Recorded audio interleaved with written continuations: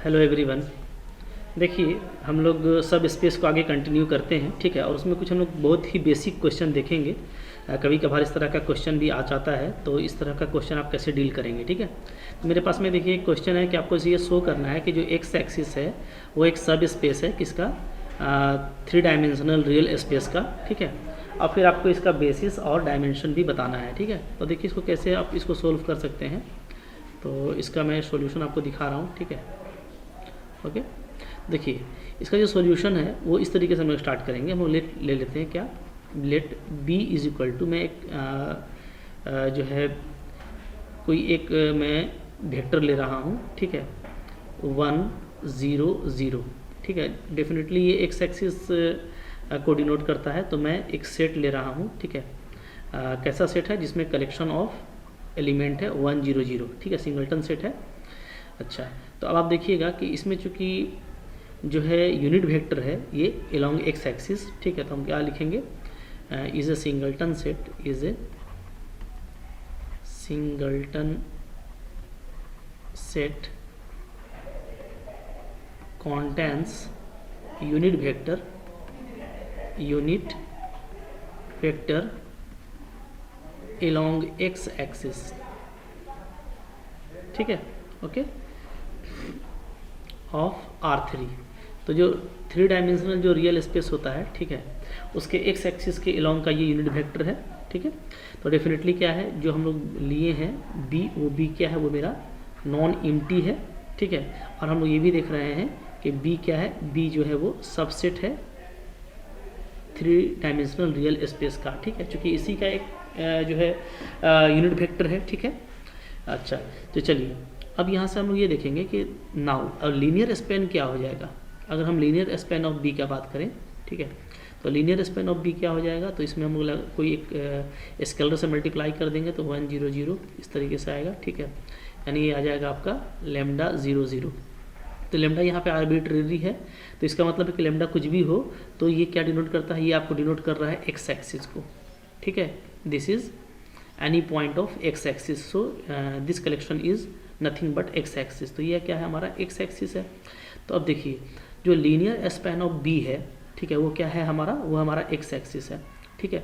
और हम लोग जानते हैं क्या, वी नो, क्या जानते हैं कि अगर बी जो है वो आपका सबसेट है आर क्यूब का, तो इसका मतलब क्या है, इसका मतलब है कि जो लीनियर स्पैन ऑफ बी होगा वो क्या होगा, वो आपका सब स्पेस होगा, is subspace of 3 dimensional real space over R, ठीक है।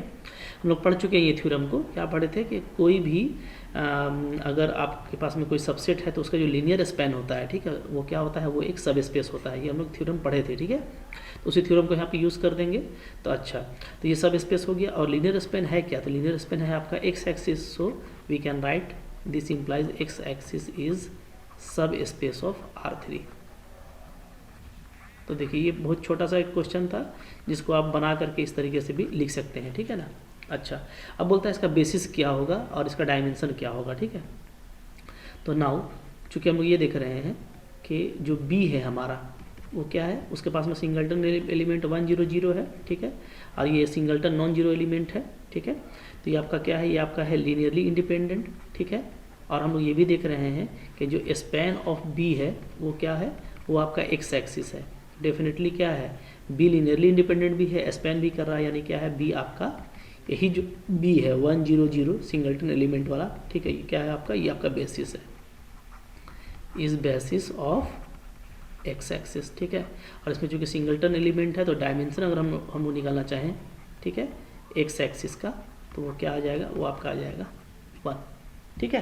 क्लियर है। तो इस तरीके से बहुत ही आसानी के साथ में आप इस तरह का क्वेश्चन कर सकते हैं, ठीक है। कुछ और भी बेसिक क्वेश्चन है उसको भी आगे देखते हैं हम लोग।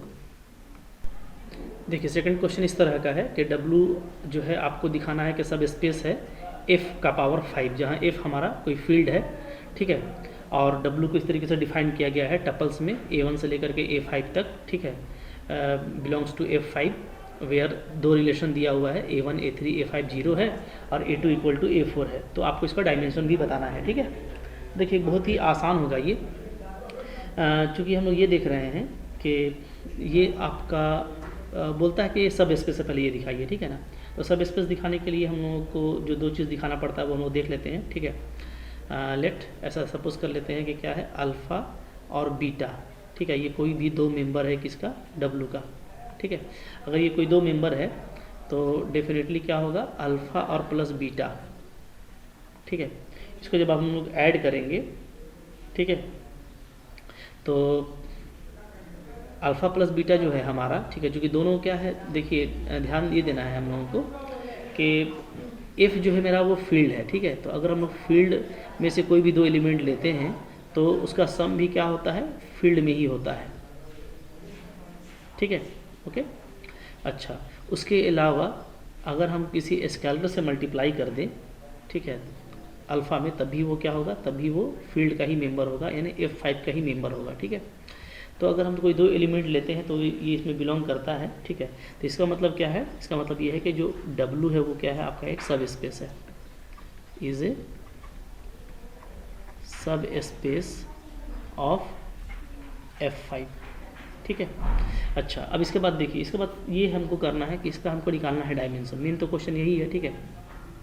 तो यहाँ पे देखिए, यहाँ पे डायमेंशन निकालने के लिए पहले हम लोगों को देखना पड़ेगा कि यहाँ पे लीनियरली इंडिपेंडेंट ऐसे कितने एलिमेंट्स हम लोग ले सकते हैं जो क्या कर सकता है, जो W को स्पैन कर सकता है, ठीक है। तो चलिए हम लोग देखते हैं क्या है, सिंस W आपको गिवन है यहाँ पे A1, A2, A3, A4, A5, ठीक है। और रिलेशन दिया हुआ है कि A1, A3 और A5 ये हमारा क्या है, ये हमारा 0 है, ठीक है। और A2 और A4 जो है ये हमारा इक्वल है, A2 इक्वल टू क्या है, A4 है, ठीक है। अगर ये दोनों इक्वल है तो इसको हम चलिए x सपोज कर लेते हैं कि दोनों x है, ठीक है। तो यहाँ से अब देखिएगा, तो यहाँ से अगर हम लोग A5 निकालेंगे तो A5 क्या आ जाएगा, तो A5 आ जाएगा आपका -A1 और प्लस आ जाएगा A3, ठीक है। अगर मैं ऐसा करूं कि इसको मैं ले लेता हूं A1 को x1, ठीक है, और A3 को मैं ले लेता हूं क्या, A3 को मैं ले लेता हूं, अच्छा एक्स वाई जेड में काम करते ज़्यादा बेटर रहेगा ना, तो इसको y ले लेते हैं, ठीक है, ध्यान दीजिएगा। तो मैं ये कर रहा हूँ कि A1 को मैं ले लेता हूँ y और A3 को मैं ले लेता हूँ z, ठीक है। तो A5 मेरा क्या आ गया, -y + z, ठीक है। तो अब हम लोग क्या लिख सकते हैं, देखिएगा, ध्यान दीजिएगा। तो हम लोग इसको लिख सकते हैं, इट इज़ इक्वल टू, से कर देता हूँ मैं इसको यहाँ पे भी और यहाँ पे भी, ठीक है। चलिए, तो अभी आपका जो W है वो क्या आ जा रहा है, ये आपका आ जा रहा है, ठीक है। A1 की जगह पे हम लोग क्या लिए हैं, y लिए हैं A1 के प्लेस में, तो so it is y। A2 हम लोगों ने क्या लिया हुआ है, देखिए A2 x लिया है, so it is x। A3 again क्या लिया है, तो A3 हम लोगों ने z लिया हुआ है, सो इट इज़ z।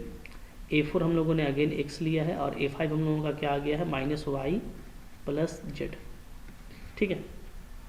अब यहाँ पे ये आ गया, जहाँ पे आपका जो x y z है ये तीनों कहाँ से होगा, फील्ड से होगा, क्योंकि हम लोगों ने फील्ड के ही एलिमेंट से इन लोगों को चूज़ किया है, ठीक है। तो चलिए, अब यहाँ पे देखिए, यहाँ पे 3 ही वेरिएबल है, x है, y है, z है, ठीक है। तो डेफिनेटली इसका जो डायमेंशन होगा वो 3 होगा, बट हम लोग पहले इसको देख लेते हैं, ठीक है, कि इसके बेसिस में कौन कौन सा एलिमेंट एग्जैक्टली आएगा, ठीक है।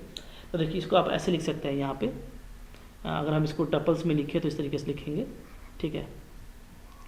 y, तो पहले y है, फिर तो इसका 1 हो गया, फिर 0, फिर 0, फिर 0, और यहाँ पे कोएफिशिएंट क्या आ जाएगा, -1, ठीक है। तो ये y का हो गया। अच्छा, इसके बाद हम लोग इसको कैसे लिख सकते हैं, अगर हम लोग x को लें तो x को लिखेंगे तो क्या हो जाएगा, तो x में आपका सबसे पहले 0 आएगा, ठीक है। यहाँ पे प्लस कर देंगे तभी लिखाएगा ना, लीनियर कॉम्बिनेशन में लिखना है, ठीक है। तो यहाँ पे प्लस कर दीजिए, प्लस। अब x को लिखना है अगर हम लोग को, तो x को कैसे लिखेंगे, 0, सबसे पहले 0 है, y है, क्योंकि y में तो x का कोएफिशिएंट 0 है, फिर x है तो 1, फिर z में 0, फिर 1, और इन दोनों में इसका 0 ही है तो 0, ठीक है। और प्लस अगर हम लोग z का कोएफिशिएंट को लिखें तो क्या है, 0, 0, 1, फिर आपका 0 और फिर आपका -1, ठीक है। तो अगर हम इस पूरे को लिखना चाहें लीनियर कॉम्बिनेशन में तो हम इस तरीके से लिख सकते हैं, ठीक है। तो आप देखिए कि W को जो लीनियर कॉम्बिनेशन में लिखा जा रहा है उसके लिए वेक्टर कौन कौन है, ये है और ये है, ठीक है। तो हम लोग यहाँ पे बोल सकते हैं क्या कि W is nothing but is equal to span of vectors, ठीक है। कौन कौन वेक्टर है, तो आप यहाँ पे ऐसे करके इसको दिखा सकते हैं, 1 0 0 0 -1 ये वेक्टर है, कॉमा, ठीक है। फिर है आपका 0 1 0 1 0 ये वेक्टर है, ठीक है, कॉमा, फिर लास्ट में है 0 0 1 0 -1 ये वेक्टर है, ठीक है। इस तरह का इसमें 3 ही लीनियरली इंडिपेंडेंट वेक्टर मिल रहा है। इसको आप V1 बोल सकते हैं, V2 बोल सकते हैं और V3 बोल सकते हैं, ठीक है। तो W जो है वो स्पैन हो गया V1 V2 V3 का। तो यहाँ से आप डायरेक्टली बोल सकते हैं कि जो डायमेंशन होगा, ठीक है, W का वो क्या होगा, वो 3 होगा, क्योंकि ये तीनों क्या है आपका लीनियरली इंडिपेंडेंट है। अगर लीनियरली इंडिपेंडेंट है और स्पैन कर रहा था यानी ये बेसिस हो गया, ठीक है। तो 3 एलिमेंट का बेसिस हो गया यानी डायमेंशन इसका क्या होगा, 3 होगा। तो इस तरह का क्वेश्चन को ना आप इस तरह से XYZ मान करके बहुत आसानी से बना सकते हैं, बहुत जल्दी बन जाएगा, ठीक है। ओके, बना के ट्राई कीजिएगा। मैं आपको एक होमवर्क देता हूँ, आप उसको करने का कोशिश कीजिएगा, ठीक है। देखिए आपके लिए होमवर्क रहेगा, आपको जो है डायमेंशन फाइंड आउट करना है, ठीक है। जबकि आपको W जो दिया हुआ है पहला क्वेश्चन में ये है कि फिर से ये 5 टपल में है, A1 A2 A3 A4 A5 belongs to F5, ठीक है।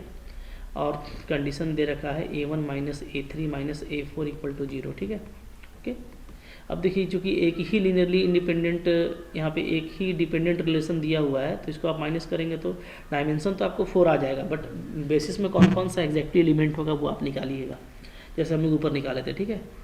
उसी तरीके से एक और क्वेश्चन लिख देता हूँ मैं। W दे रखा है हम लोग को A1 A2 A3 A4 A5, ठीक है, बिलोंग्स टू F5, और आपको कंडीशन है A2 A3 A4 ये आपका इक्वल है, और आपका A1 + A5 ये आपका 0 है। तो इसमें आपको ऐसा दिख रहा है कि 2 मेरे को डिपेंडेंट दिया हुआ है, तो इसमें, ठीक है, ये तीनों आपका इक्वल हो जाएगा। तो इसमें हम लोगों को जो डायमेंशन मिलेगा वो 3 ही मिलेगा, बट एग्जैक्टली वो कौन सा एलिमेंट होगा जो बेसिस में होगा वो आपको निकालना है। जैसे ऊपर में निकाले थे उस तरीके से निकालिएगा, ठीक है, और कमेंट करके बताइएगा कि आपका ये बना कि नहीं बना, ठीक है। चलिए मिलते हैं नेक्स्ट लेक्चर में, तब तक मेरे वीडियोज़ को अच्छे से देखते रहिए, तैयारी करते रहिए, ठीक है। Thank you very much.